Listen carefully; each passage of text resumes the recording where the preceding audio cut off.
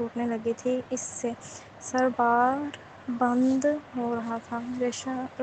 ریشن پر مجبور لڑکی اپنے کام سمیٹتے ایک ساتھی کے ہمراہ اس کے پاس آئی تھی۔ یہ اس کی ڈیوٹی تھی جو نبھانی تھی، ورنہ وہاں موجود لوگ ضرور اسے نوٹس کرتے۔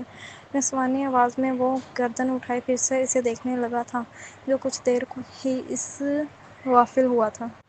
کلب ممبرز کی سیفٹی ڈسٹرکٹ میں موجود لڑکی، جس کے ہونٹ ڈیپ ریڈ لپسٹک میں لتھڑے تھے اور ریڈ گاؤن پہنے ہوئے انتہائی پروفیشنل انداز میں اس سے مخاطب تھی۔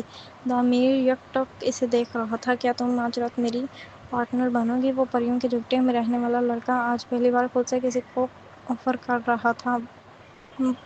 مقابل کا چہرہ پل میں سرخ ہوا تھا۔ سر، آپ غلط سمجھ رہے ہیں، میں ایسی لڑکی نہیں ہوں۔ وہ نہ چاہتے ہوئے بھی اپنی گواہی دینے لگی، کیونکہ اس کی کولیگز بھی اس کی جانب متوجہ تھیں۔ اگر آپ اتنی شریف ہو تو یہاں کیا کر رہی ہو؟ دامیر طنزیہ انداز میں مسکراتا ہوا اس کے بالکل قریب آیا۔ اس نے مدد طلب نگاہوں سے اپنے ساتھی کو دیکھا تو وہ تھوڑی سی گردن ڈھیلی کیسے اس کا ایکشن دیکھنے لگا تھا۔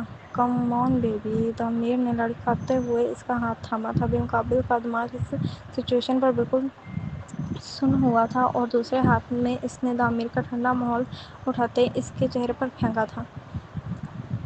وہ بھی جیسے گہری نیند میں جاگا تھا۔ دامیر نے گالیاں بکتے اسے اپنے قریب کیا تھا۔ سامنے موجود لڑکی کی سانسیں اکڑی تھیں۔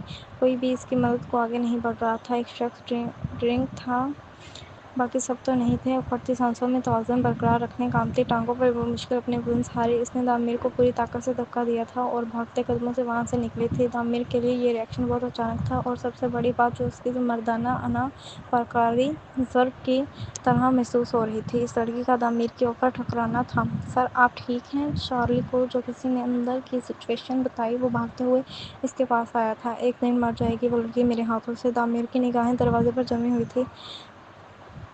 سر، کون لڑکی؟ چارلی کو سچویشن کا اندازہ نہیں تھا، تبھی اس نے سوالیہ نگاہوں سے وہاں موجود لوگوں سے پوچھا۔ سر، وہ یہاں کسٹمرز کو ڈرنکس سرو کرتی ہے، بار میں موجود اس لڑکی کے ساتھ۔ دامیر کو کہا تو چارلی کے دماغ میں کچھ کلک سا ہوا تھا۔ وہ بھاگتی لڑکی جو اس دروازے پر ٹکرائی تھی، شاید اس کا لمبا ریڈ گاؤن اس کے پاؤں میں الجھا تھا اور اب چارلی کا دماغ بھی الجھ چکا تھا۔ ایئرپورٹ سے نکلتے مرسل نے ایک نظر مرہم پر ڈالی، جیسے شاید کسی کے انتظار میں ایئرپورٹ کے باہر لگے پلر سے ٹیک لگا لی تھی، جبکہ اس کے چہرے پر چھائی گھبراہٹ صاف بتا رہی تھی کہ وہ یہاں نہیں تھی۔ پر اس کا نیکی کرنے اور اس لڑکی کی مدد کرنے کا کوئی پلان نہیں تھا، کیونکہ وہ اس ٹائپ کی نہیں تھی۔ انجان جگہ کا سوچتے مرہم کے ماتھے پر ٹھنڈے پسینے آ رہے تھے۔ سر، کانفیڈنس پل میں ہوا۔ میں تحلیل ہو چکا تھا جب ایک گاڑی اس کے سامنے آ رہی تھی۔ پاکستانی میں گاڑی میں مجھے شخص نے اس کی تصویر سامنے کی تو وہ سر بات میں ہلا گئی اور بھاگتے ہوئے اس کے گاڑی کا دروازہ کھولا تھا۔ گاڑی میں بیٹھے ہوئے اس کے ہاتھ پاؤں میں واضح لرزش تھی، لیکن وہ اپنی کمزوری کو خود پر غالب نہیں آنے دینا چاہتی تھی۔ کچھ دیر بعد وہ ایک منصب سے گئی تھی۔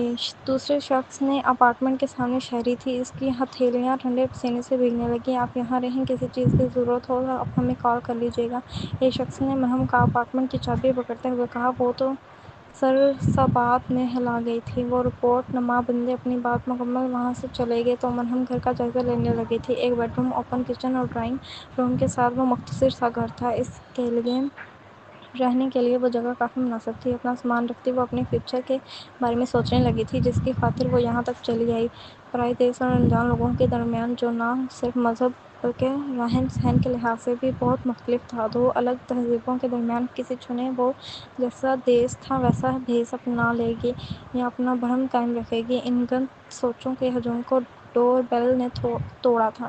وہ دروازے پہ آئی تو ایک شناسا چہرے کو دیکھے گو سکون کا احساس ہوا تھا۔ عبداللہ بھائی، آپ شکر ہے آئے، تو میں کافی پریشان ہو گئی تھی۔ میں والی ضرورت مند لڑکی ان کے سامنے انتہائی معصوم روپ اپنائے وہ بالکل چھوٹے شہر میں پرورش پانے والی ضرورت بن چکی تھی۔ نیا کوئی پریشانی تو نہیں ہوئی راستے میں؟ انداز میں شفقت شامل تھی۔ اسے ایک دم سے شرمندگی نے گھیرا تھا۔ وہ ان جیسے سادہ لوح طبیعت کے مالک شخص کے ساتھ جھوٹ بولتی آ رہی تھی۔ دل میں چبھن سی محسوس ہو رہی تھی۔ ہوگی ہے یقیناً یہاں ایک بہتر نوکری تلاش کر کے ان کے تم اپنے گھر دیکھو، تمہاری منزل تمہیں جا کر بلایا تھا، کچھ کو سپورٹ کر سکوں گی۔ عبداللہ بھائی کی بات اس نے خفیفہ سا مزید وہ اس شہر اور ملک کے بارے میں بتائے ہوئے وہاں سے رخصت ہو گئے تھے۔ اگلے 2 دن اسے یہیں سوچتے گزر گئے تھے۔